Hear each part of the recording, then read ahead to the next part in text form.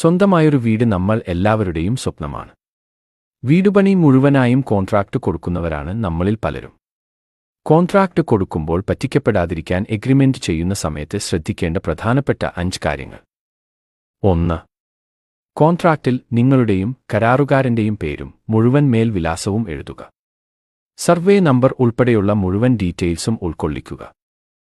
2. Panchayat, municipality, corporation തുടങ്ങിയ തദ്ദേശ സ്വയംഭരണ സ്ഥാപനങ്ങളിൽ നിന്നും നിങ്ങൾക്ക് ലഭിച്ച നിങ്ങളുടെ വീടിന്റെ പ്ലാനും 3D എലിവേഷനും ഇതോടൊപ്പം അറ്റാച്ച് ചെയ്യുക. 3.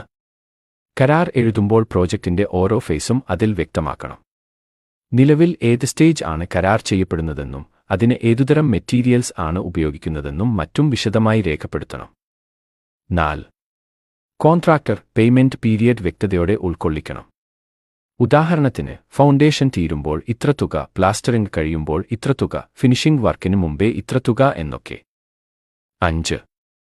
പ്രോജക്റ്റ് കാലാവധി എത്രയെന്നും എപ്പോൾ തീർക്കും എന്നും വളരെ വ്യക്തമായി കാണിച്ചിരിക്കണം. വീട് പണിയാൻ പോകുന്ന നിങ്ങളുടെ സുഹൃത്തിന് ഷെയർ ചെയ്തു കൊടുക്കാൻ മറക്കരുത്.